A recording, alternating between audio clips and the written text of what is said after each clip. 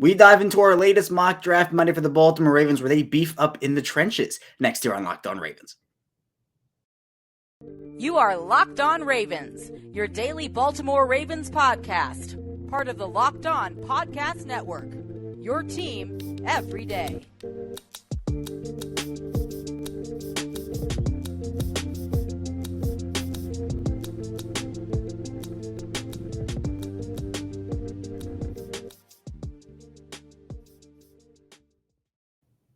And we return here with another episode of Locked On Ravens, your daily Baltimore Ravens podcast. I am your host, Kevin Oestreicher of Ravens Wire. Of course, we're here on the Locked On Podcast Network, your team every day. Thank you for making Locked On Ravens your first listen of the day. We're free and available on all platforms. And today's episode is brought to you by BetOnline, BetOnline.net. As you covered this season with more props, odds, and lies than ever before, BetOnline, where the game starts. And we're back here. It is a Monday edition of the show, which means it is another mock draft Monday. The draft coming up in about a month. It's kind of crazy to think about. And we've done these mock draft Mondays for a little bit now. We're going to dive into another one, an updated one here today, where for this one, I took a different approach. And as I've said before, I have wanted to switch things up so we're not talking about the same 10 prospects every single show. I took a trenches approach. So I beefed up the trenches on the offense and on the defensive sides of the ball. I'm excited about this one. So we'll talk about that mock draft that I did for Mock Draft Sunday here in the second segment. In the first segment, I do want to talk about Bobby Wagner. We didn't get the chance to talk about Bobby Wagner, who did visit the Ravens reportedly. And I want to talk a bit about what his signing would mean if it does happen and whether the Ravens should be in on Wagner or kind of he's not a priority, but he would be great to have, et cetera, et cetera. So we'll talk about that in the first segment. Then in the final segment, we'll dive into mock drafts from Twitter. We got a lot, and I'm not going to be able to get to all of them today. Of course, I'll read them in the order that I see them in the comment section. I do read all of them beforehand, and if yours isn't read out here today, we will try to get to them throughout the rest of the week. So again, a ton to talk about here on Locked On Ravens, another jam-packed episode. Before we get into it, though, if you're here on YouTube, you can see my face and my background and my shirt kind of blending into the background and everything. Be sure to subscribe to the channel, like the video. If you like daily Baltimore Ravens content, we are here Monday through Friday, 6 a.m. Eastern time. So we did hit 1,000 subscribers. Again, thank you so much for that milestone. Now we're going for 2,000 subscribers. So on the goal to 2,000, that's the next one here on Locked On Ravens on YouTube. Also, we are in audio form, and it's the same show in both audio and video. If you're listening here on your way to work or on your way back from work, whether it's Apple Podcasts, Google Podcasts, Spotify, be sure to follow, turn notifications on so you know when that content comes out. Be sure to follow me on Twitter at KOstriker34 and the Locked On Ravens account at Locked On Ravens. So let's now dive into the Bobby Wagner news and kind of get into what he could bring to this team. And we've talked about Wagner before on this show. And me personally, I've put my opinion out there. I think Bobby Wagner would be a phenomenal fit in this defense. He'd be a great addition to this Ravens team. And there are a couple of things to look at as to why. Now, Wagner, he will be 32 before the 2022 season begins. So this is not like a 10-year option at the middle linebacker position. Wagner could just be looking for a 1-year deal at this point. He could be looking for some stability and maybe a 2-3 year deal. So how the Ravens would structure a deal with Bobby Wagner would be very important because you don't want to necessarily tie yourself down to a 32-year-old linebacker financially to the point where it could potentially bar you from making other moves. That's a scenario where I think maybe if Wagner's asking for the moon, the Ravens just can't give him the moon right now with the salary cap space that they have, but they do have room to work with. They do have room to restructure. And when I look at the free agent market and I look at the draft classes, right? Some people are arguing that the Ravens should spend their money on edge rushers and on cornerbacks, and that's where they should kind of focus their attention over the rest of free agency. Well, my point to that, and I'm not saying they shouldn't do that, there are options, but in terms of who's left, who's still available on the free agent market, the top edge players, Jadeveon Clowney, that's really the only name that sticks out to me. There are a couple other ones who could make some sense. The Ravens brought in Arden Key, but he's not going to cost $8 million a season or anything. At least I don't think he will. It'll probably be more 4, 5, 6 for him potentially, and maybe he breaks that, but I don't know. In terms of corner, Stephon Gilmore's still out there. He's probably the most expensive option and the best option, but then you have other guys like Bryce Callahan, Chris Harris Jr., a couple other big names as well, but in my opinion, when you look to the draft class and you look at who's at those two positions, edge and corner, You have Jermaine Johnson, Trayvon Walker, a couple other really nice, solid prospects there. Cornerback, obviously Derek Stingley, Sauce Gardner. You have Andrew Booth, Trent McDuffie, etc. This draft class is very deep at both edge and at cornerback. And I think that I would personally pair a Bobby Wagner with Sauce Gardner or Jermaine Johnson or one of those guys in the draft, as opposed to a Jadeveon Clowney or Stephon Gilmore with Nakobe Dean or Devin Lloyd, etc. That's just me. Other people, they might have it the other way, and I understand that, and I understand there are other opinions out there. But me personally, Wagner still has a lot left in the tank. He is a leader. He is a 6-time All-Pro, Super Bowl champion, so he brings that experience. We saw what Patrick Queen did next to a veteran last season. It would allow the opportunity for Patrick Queen to learn next to a proven future Hall of Fame player in Bobby Wagner, who has done so many good things at this level in this league. He's a 10-year veteran. He's been around the block. He knows what to expect. And that's valuable to a defense that has undergone some changes.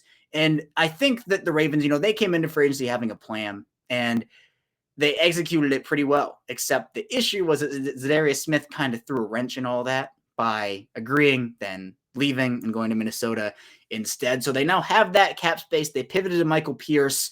But I think at this point, Bobby Wagner, yes, while inside linebacker is not the biggest need still on this team, I still think edge rusher is a big need, cornerback is a big need, etc.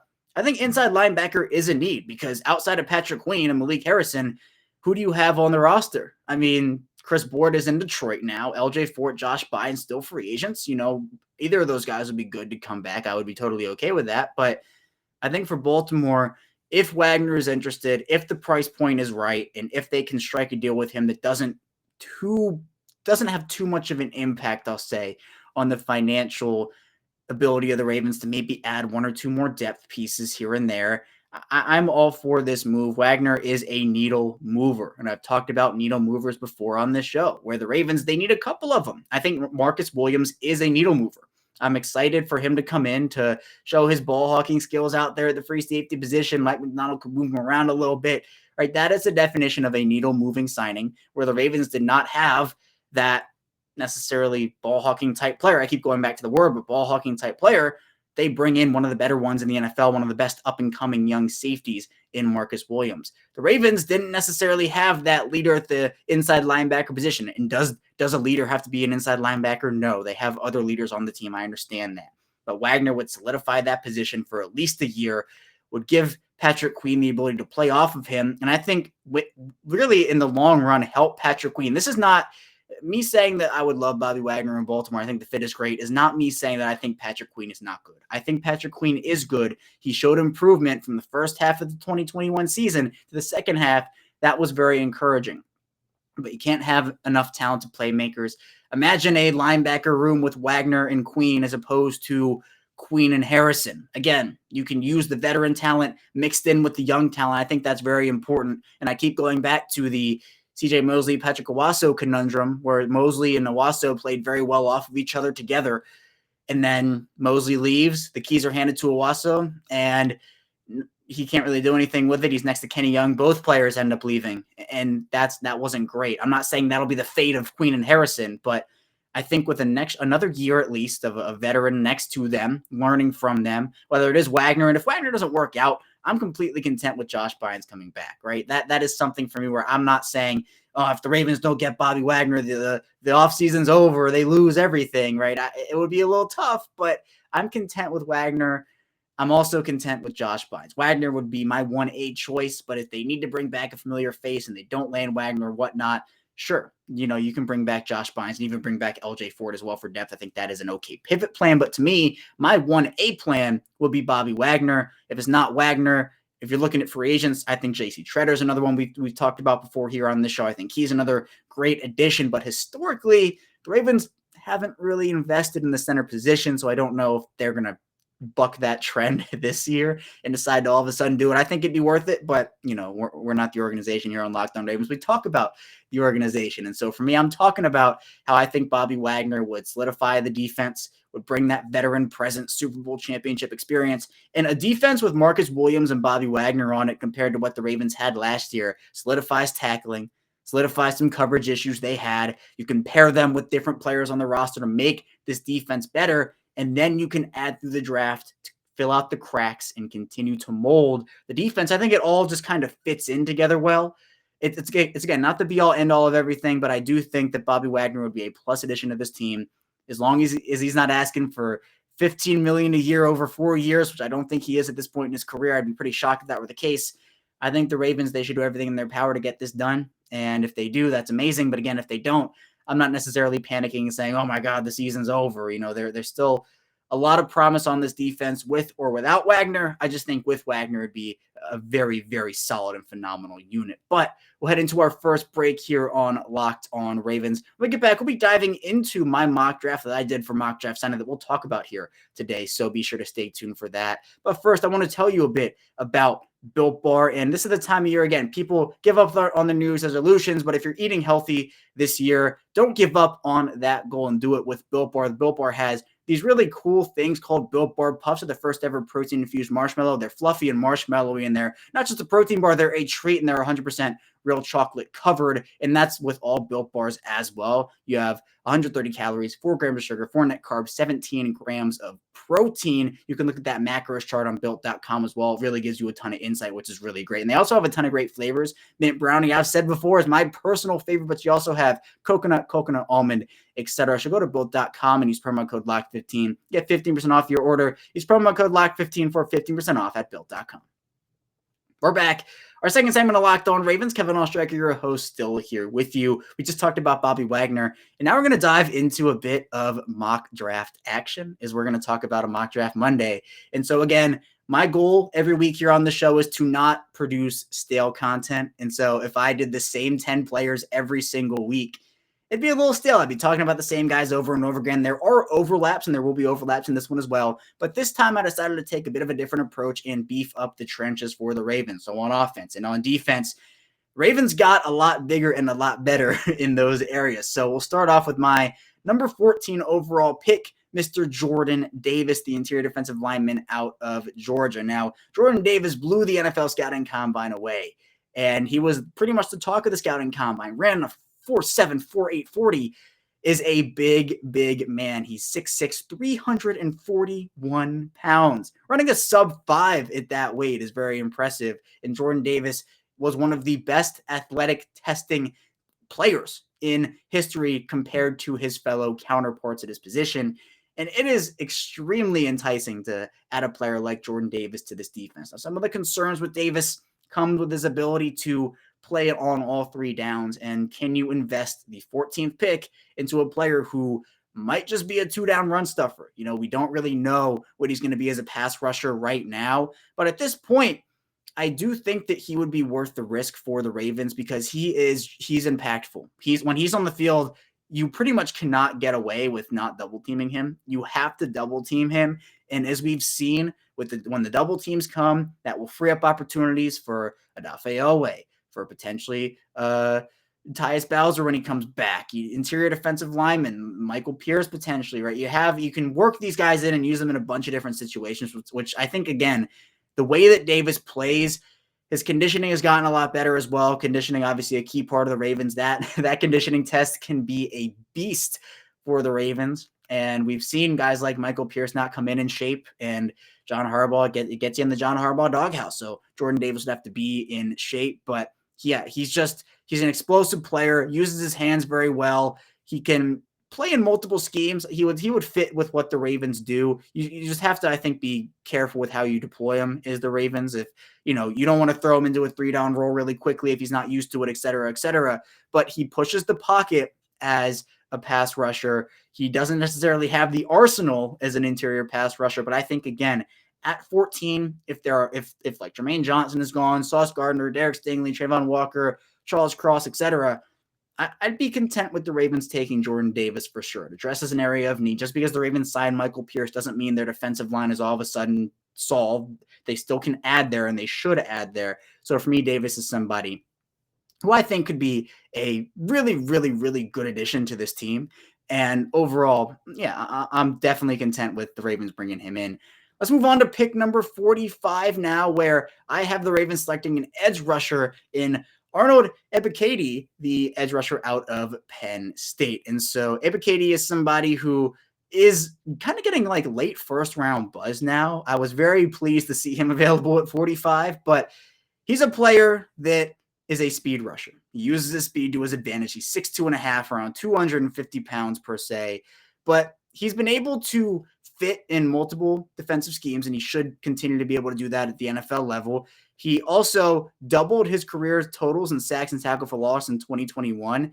And we did see the Ravens draft another edge player in Odafe Owe out of Penn State. So Epicady next to Odafe Owe, I know we were all dreaming of the Zadarius Smith or David Ajabo, healthy David Ajabo, who the Ravens still could take if they want to, but he's obviously with his torn Achilles not going to be able to step on the field. I think Epicady would be a great player to add. And he also is diverse, and he can do a lot of different things with his hands. And he also has potential to grow into more of a full-time role instead of just a pure pass rusher type player. So, yeah, I think overall he is probably more of like a pass rush specialist right now. You aren't going to ask him to do too much in the run game at this point, but with the ability to grow and the other edge setters the Ravens have on the roster right now, like an Odafe Owe, I think the Ravens can afford to take more of a developmental edge rusher in the earlier rounds who can provide pass rush early and then turn into an all-around player. I think that's okay at this point with the Ravens and what they have on the roster. Next to pick 76, I took Rasheed Walker, the offensive tackle out of Penn State. Now, the first 3 rounds have a lot of quality offensive tackle depth. Once you get past there, though, then it kind of starts to fall off a little bit, and then you have to ask yourself some questions. Walker's been somebody who has been on the Penn State offensive line for a very long time, and he has a lot of good foot quickness and is able to mirror defenders who rush him very well, so that is to his advantage. And at times he can lose his balance. You know, you can see him kind of fumbling a little bit, but I think that's correctable. And at times he can get overpowered by bigger and stronger and just more physical defenders overall, but he is athletic enough to reach the second level, which is key in this Baltimore offense. I think he is a well-balanced player, and he can come in and start at right tackle, although the Ravens won't need him to do that, but he can be a developmental piece who, if the Ravens do get hit with injuries on the offensive line, and, you know, knock on wood, they don't.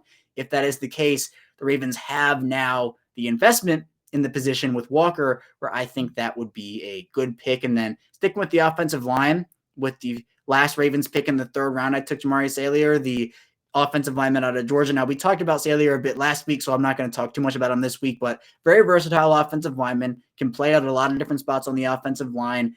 I think could be a very solid center option, and played most of his time at Georgia at guard and kind of projects there at the next level, but he fits in a power run scheme. The Ravens will, you know, they'll use powers, but he also, I think, can fit into a zone, which I think could be very good and very worthwhile to a Ravens team that, again, values versatile offensive linemen. And for a guy like Salyer, first 4 picks of the Ravens in this mock draft have been either defensive or offensive lineman type players outside of Epicady, who is, you know, an edge rusher. So you can interpret that as you will in terms of a defensive line, offensive line player. But he also can do a lot of great things on the interior, where I think that's where he is projected. So he can step out to tackle if you need him to, but I'm putting him on the interior. So either as a backup guard or a starting center for the Ravens.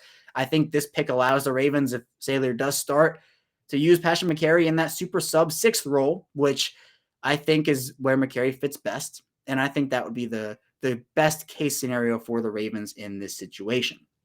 Next here, at pick number 110, we go cornerback, and I picked Monteric Brown out of Arkansas, 6 foot, 190 pounds, and he was the number 1 player in Arkansas during his recruiting class, and Arkansas ended up getting him over programs like Alabama, LSU, Auburn, and he started over 30 games, so he's very experienced. He knows what it takes to play at the collegiate level, and now heading into the NFL, that's also very important.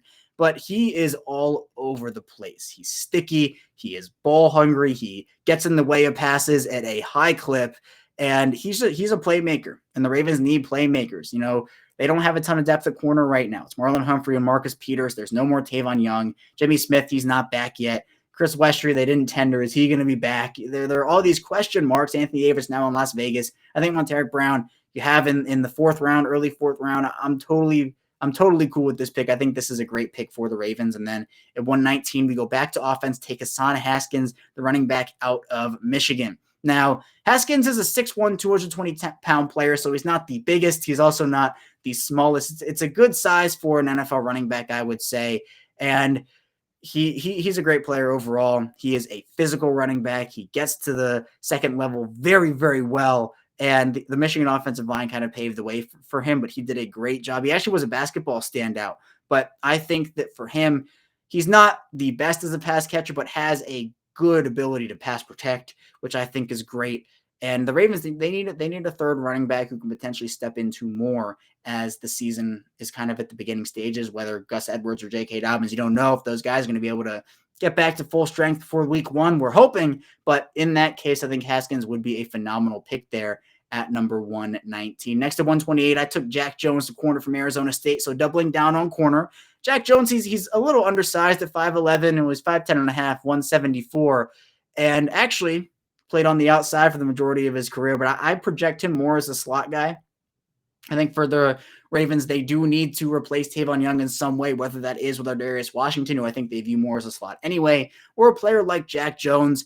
He is somebody who honestly had very strong seasons in both 2020 and 2021, and his athleticism is great. He has great foot speed. He has great ball skills, and I think that will help him transfer if the Ravens do decide to, if they draft him, decide to transfer him over to a slot role, that will help him. So to draft more of an outside guy like Montero Brown, and then you can transfer Jack Jones into the slot, I think those two players would be good to invest in at the corner position. Then at 139, we have Justin Ross, the wide receiver from Clemson. Now, this is the third week in a row I've taken Justin Ross, and I wasn't planning on taking him this week, but there were no receivers left who I wanted to take. All the big bodies were gone. Justin Ross was sitting there this late, and I was like, oh man, I can't not take Justin Ross here. So Justin Ross, injuries have kind of derailed his college career at Clemson, but you can play him out of the slot, play him out wide. The Ravens need that big body receiver. I think Justin Ross would be, he's my favorite receiver in this class for the Ravens in terms of value and skill set. My favorite receiver last year was Des Fitzpatrick. So if you were here for me with that, I'm not necessarily saying that he's the best receiver in the class, because he's not, but I think for the Ravens with value kind of taken into account, I think that my favorite in this class is Justin Ross. Then at 141, Jack Sanborn, the linebacker out of Wisconsin, is the pick for me. And yeah, Sanborn kind of tandem with Leo Chanel, the other Wisconsin linebacker, and those two really formed to make a really nice duo over there. And Sanborn can scrape very well. He is able to kind of dictate the pace that the opponents play at, which is very good. And he's able to do a lot of different things as an athlete, but he's not necessarily the best athlete and might not profile as that next level 3-down player. But you could see him as a starter. You know, he has the traits. So as a developmental linebacker, I definitely don't hate this selection. I think that in the later rounds, you could do worse than Jack Sanborn. And finally, at 196, I took Daniel Bellinger, the tight end from San Diego State. And this is a very interesting pick for me because he's not necessarily the most dynamic threat in the pass game, but he has very good hands as a pass catcher. He has good length, he's tough, and he's a very good blocker in the run game. So maybe projects more like a Nick Boyle than a Mark Andrews, but I think, again, you're looking for the Hayden Hurst role, which is a mix of Mark Andrews and Nick Boyle. I think he provides that, and definitely with good hands, you can use that in the red zone. So I think as a late round selection, the Ravens' final pick, I think Daniel Bellinger, it's a solid pick overall for me. So that's my mock draft I did for Mock Draft Sunday. Very trench heavy. I liked it. I think if the Ravens decided to go that route and just say, look, we're not running into the problem of trench depth ever again for the next couple of seasons, I'd be more than happy with this draft because it also fills out other needs in the later rounds. We'll head into our final break here. Let me get back. We'll be diving in to mock drafts from Twitter, so be sure to stay tuned for that. We still have a ton to talk about here on Locked On Ravens. But our next partner has a product that a lot of people use literally every day, and I started looking into Athletic Greens because for me, health is very important, and not actually, getting my immune system to where it should be is very good. And also, there's a lot of supplements out there that don't taste amazing, to put it lightly.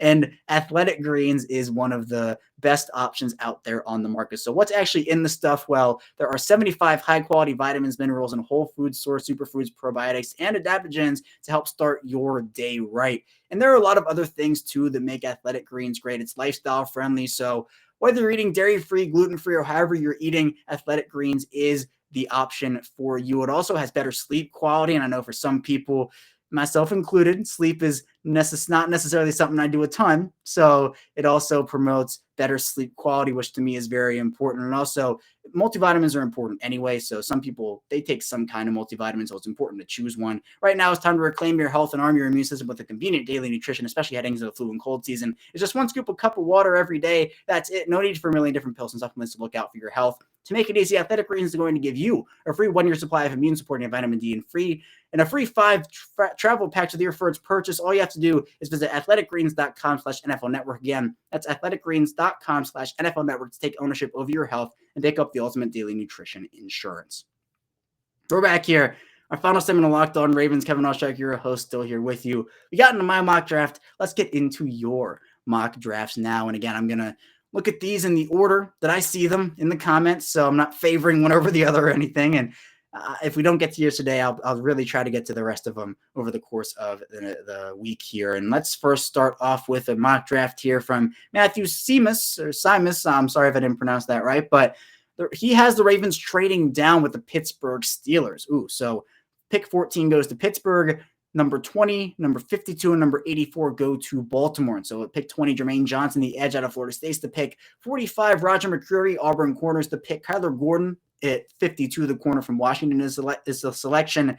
Then the Ravens trade up to 67. They give up 76 and 196. They pick Cole Strange, Chattanooga offensive lineman, Khalil Shakir, Boise State wide receiver, Rasheed Walker, tackle from Penn State at 100, Jeremy Ruckert, Ohio State tight end at 110, Neil Farrell Jr., LSU defensive lineman at 119, Kyron Williams, running back from Notre Dame at 128, DeMarco Jackson, Appalachian State linebacker 139, and Malcolm Rodriguez, Oklahoma State linebacker at 141. Now, let me tell you, if Jermaine Johnson is available at number 20, and the Ravens are picking there, I'd be doing absolute backflips. But again, Matthew takes my advice apparently here, and if the mock draft simulator gives it to you, you take it. So good on Matthew there. I think I had Johnson. No, it was Trayvon Walker, Roger McCreary, but the edge corner 1-2 duo, I like that combination a lot, especially if the Ravens do sign Bobby Wagner like we did talk about in the first segment. I like that. Kyler Gordon's another add-on here that I do like. He's a player that some people aren't as high on anymore. You know, his combine wasn't spectacular or anything, but I think he could still be a very solid corner prospect. Cole Strange, you've talked about. I like that pick at 67. Rasheed Walker, talked about him earlier. I like that as well. A lot of needs addressed here. I think 2 linebackers at 139 and 141. I don't know if that's necessary. Maybe I'd take another defensive lineman, but it's not a huge deal. I like this draft a lot. You get the tight end, you get the running back, there's the defensive lineman, Neil Farrell Jr., wide receiver, and Khalil Shakir. I mean, I like this a lot. Good job here from Matthew in getting some high-quality prospects, filling out some needs as well. Next, let's take a look at a mock draft from Super Casual Takes, who says, this is what I think the Ravens will actually do come draft night, not necessarily what I would do, but I feel like this is a Ravens type of draft. And so at pick 14, Tyler Linderbaum, the selection, the center out of Iowa. Drake Jackson, edge out of USC, is at 45. Martin Emerson, Mississippi State corner at 76. Isaiah Likely, Coastal Carolina tight end at 100. Kobe Bryant, Cincinnati corner at 110. Amari Barno, Virginia Tech edge at 119. Zach Tom, tackle from Wake Forest at 128. Neil Farrell Jr., LSU defensive lineman, 139. Jerome Ford, Cincinnati running back at 141. And Matt Araiza, San Diego State punter at 196. Love some punter love here for the Ravens. Yeah, this does feel like a Ravens draft, but I don't know if they're going to invest in a center this early. I feel like the center depth has grown on me a lot in this draft. I'm not saying that the Ravens won't do this. That's not what I'm saying at all, but I feel like if the Ravens, they have a player at the edge or cornerback position that falls to them, I think they'd be comfortable taking a Salyer or Cole Strange, Luke Fortner, Alec Lindstrom, etc. Linderbaum, to me, I'm not as high on him as others in this Ravens system. I think he'd be better off elsewhere, but I also think that if he came into the Ravens, he would be a great player. I'm not saying he wouldn't be, but I feel like, to me, a lot of the discourse surrounding Linderbaum is, are you going to invest the 14th pick at a center? I'm very interested to see if the Ravens would do that. But other than that, yeah, edge rusher second round seems, I feel I'd be pretty shocked if they didn't take an edge rusher in the first 2 days at the very least. Like, I think first 2 rounds, honestly, is pretty realistic. Isaiah Likely, tight end at 100. I think that might be a tad early, but Likely is proven to be one of the best tight ends in this draft class. And I think that'd be a pretty good pick overall. Then you have other needs. There's not really a need that's missed here. Maybe inside linebacker, depending on what happens with Bobby Wagner, but you pick 2 edge rushers here, 2 corners here. You got 2 offensive linemen, tight end, running back, and defensive lineman and punter. You got the punter in there. So I like this draft from super casual taste. It gets a lot of depth and a lot of positions of a need. So let's not look at a mock draft from Kenny Hess, who says mock draft like no other. So first we have Drake London, the wide receiver from USC at pick number 14. Perion Winfrey, interior defensive lineman from Oklahoma at 36. Roger McCreary, corner from Auburn at 56. Cole Strange, 100. Then we have Majai Sanders, edge from Cincinnati at 110. Jesse Luketa, Penn State linebacker at 119. Tyrese Robinson, Oklahoma interior offensive lineman at 128. Kobe Bryant, corner from Cincinnati at 141. So Drake London, wide receiver at 14. I am personally, like, it's not my favorite position to spend that pick on, but I'm not opposed to it. Like, I would rather spend that pick on a corner or an edge or a defensive lineman or an offensive lineman. I would understand if the Ravens are just like, look, we want to have this juggernaut of young guys at wide receiver who we can have under team control for a little while. And I wouldn't blame them, especially with the contracts that we've seen these wide receivers get. You know, Tyreek Hill in his trade and his contract, Devontae Adams in his trade. I mean, by the time Justin Jefferson's up for his contract, he's going to own half the Vikings. I mean, that contract's going to be huge for him. So London's a phenomenal player. If the Ravens decide to go that route, he's probably one of their best bets there. Perion Winfrey, I'd be shocked. Well, actually 36 is not 45. So maybe a bit more realistic. He's here. He's a great player and is more of like an echelon down from like the Devontae Wyatts and the Jordan Davises, but I still like him a ton, and he's in the conversation for some of the best interior defensive line play in this class. I love Roger McCreary, love Cole Strange, love Kobe Bryant. Also, you get an edge rusher with Majai Sanders. I'd be a little shocked if I guess if the draft falls this way, it'd be pretty understandable why they wouldn't take an edge rusher until 110. But still, Jesse Luketa, solid linebacker. Tyrese Robinson, solid interior guy. So the London pick, the Winfrey pick, the first four, London, Winfrey, McCreary, Strange. I like that top four for sure. Although maybe it'd be, instead of London for me, if there's a Jermaine Johnson or a Trayvon Walker, I think that would make it, chef's kiss for me at that position. And then finally, we'll look at a mock draft from B. Ward, he says traded quantity of picks for better quality. And so he trades number 14 and 196 for 24, 56, 88, and a round 4 in 2023. And he selects Andrew Booth Jr., corner from Clemson, at 24. DeMarvin Leals, the edge from Texas A&M, interior defensive lineman. I classify him at 45. Then there's another trade. The Broncos get 56, 119, 128, 138, and 141. And the Ravens get 64, 75, and 96. And that's an interesting trade. I like that. So the Ravens take Cam Thomas, San Diego State edge, at 64. Brian Asamoah, Oklahoma linebacker, at 75. Martin Emerson, Mississippi State corner, at 76. Luke Fortner, center from Kentucky, at 88. Rasheed Walker, Penn State tackle, at 96. Sam Williams, Mississippi edge, at 100. Brian Robinson Jr., running back, Alabama, at 110. So a lot of trades in this one. Well, I guess not a lot, but a lot of picks involved in the trade from B. Ward. Andrew Booth Jr., I like this pick a lot at 24.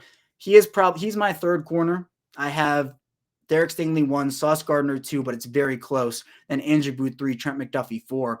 Booth is a player who's very good, although injuries have kind of been the story of his pre-draft process. DeMarvin Leals, an interior defender, has kind of lost some steam recently. People don't really see the value in him as much anymore. I think he'd be great at 45 personally. Cam Thomas, you can play him at edge and on the defensive line as well. He's a very versatile player. Asamoah is a linebacker at 75 is a quality investment. Martin Emerson, I like that pick. Luke Fortner, I've talked about before. I like him. Rasheed Walker, we talked about today. I like him a lot. Then you have another edge in Sam Williams, a running back, in Brian Robinson Jr.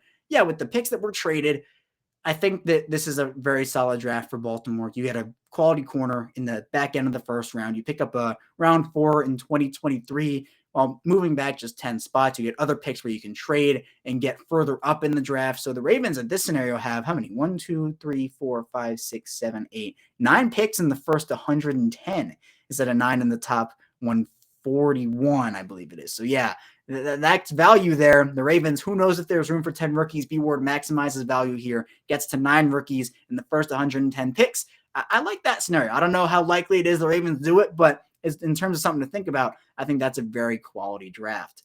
That's all I have for you here today, though, on Locked On Ravens. Thank you for tuning in. Be sure to subscribe, like the video here on YouTube again, and if you're following along with us here in audio form, follow and turn notifications on. When we get back here tomorrow, we're diving into more Ravens content, so be sure to stay tuned for that, and I will see you tomorrow.